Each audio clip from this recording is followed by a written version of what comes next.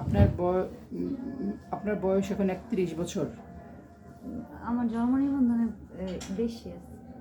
আচ্ছা, মানে আরও বেশি হবে। কম। কম, আচ্ছা যাই হোক, 31 বছর অথবা 30 বছর, যাই হোক। বিয়ে করেছেন 9 বছর।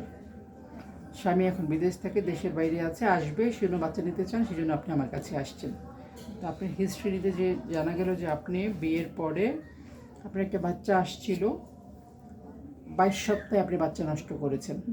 মানে আপনি বুঝতে পারেন নাই, বাচ্চা নিতে চান নাই, কিন্তু এত বড় বাচ্চা হয়ে গেছে, আপনার ডাক্তার মানাও করেছিল, তাই না? বললেন যে আপনার ডাক্তার বলেছিল যে দরকার হয় বাচ্চাটা আমাকে দিয়ে দেন, তাও নষ্ট করেন না, পরবর্তীতে ক্ষতি হবে। তো তাও আপনারা বোঝেন না, বাচ্চা নষ্ট করেছেন।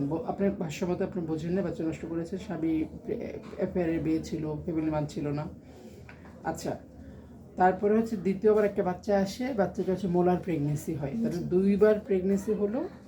এখন আপনার কোনো বাচ্চা নাই, এখন আপনি বাচ্চা খুব সিরিয়াসলি চাচ্ছেন, কিন্তু বাচ্চা হচ্ছে না। আর সবচেয়ে ভয়ঙ্কর কথা হচ্ছে আপনার রক্তের গ্রুপ নেগেটিভ ছিল, বাচ্চা নষ্ট করলে অথবা নষ্ট হলে যে এনটিডি ইঞ্জেকশন দিতে হয় সেটা আপনার দেওয়া নাই। তো আপনি বলতেছিলেন যে ম্যাম আমরা আসলে বুঝি নাই যে এইগুলো করতে হয়, এখন আমার বাচ্চা লাগবে, বাচ্চা আমি পাচ্ছি না। তো আমি যে কথাটা বলতে যাচ্ছিলাম, আমরা অসংখ্য নারী পুরুষ পাই যারা এখন বাচ্চার জন্য খুব আমাদের কাছে আসে, বলে বাচ্চা চায়, খুব কান্নাকাটিও করে, কিন্তু দেখা যায় যে বাচ্চা হয় না। কারণ হিস্ট্রি নিয়ে জানা যায় যে তার আগের বাচ্চা সে বুঝে হোক আর না বুঝে হোক নষ্ট করছিল। নষ্ট করার পরে এই যে তলপেটের পরিবেশ নষ্ট হয়েছে, সেই পরিবেশটা ঠিক হয়নি।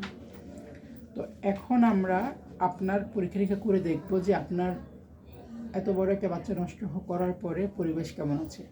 রক্তের গ্রুপ নেগেটিভ হওয়ার পরে যে ইঞ্জেকশন দিতে দেন নাই, যে সেটার জন্য কোনো সমস্যা আসছে কিনা, সব কিছু দেখে শুনে দেন আপনাকে আমি বাচ্চা নেওয়ার জন্য যা যা লাগে সেটা বলবো। আপনি নিজেও খুব অনুশোচনা করতেছিলেন, ম্যাম আমি বুঝতে পারি আমার বয়স কম ছিল। কিন্তু প্রথম কথা হচ্ছে এই ভিডিওটা করার এই একটা উদ্দেশ্য, প্রথম কথা হচ্ছে যদি বাচ্চা আমাদের চলে আসে, প্রথম কথা হচ্ছে বিয়ের পরে আমি বাচ্চা না নিতে চাইলে সেভাবে প্রোটেকশন নেব। বাচ্চা যদি চলে আসে চেষ্টা করবো রাখার জন্য, কারণ আমরা জানি না পরবর্তী আমার বাচ্চা হবে কি হবে না, বুঝতে পারছেন না? বাচ্চা আসলো, বাচ্চা নষ্ট করে ফেললাম, এটা কোনোদিন কারণ হতে পারে না। এবং এই যাদের এই বাচ্চা ইচ্ছাকৃত নষ্ট করার পরে যখন বাচ্চা হয় না, তাদের সারাটা জীবনে কত কষ্টে যায়। আমরা যেহেতু গাইনিক ডাক্তার, আমরা তো এগুলো ডিল করি প্রতিনিয়ত, আমরা দেখি।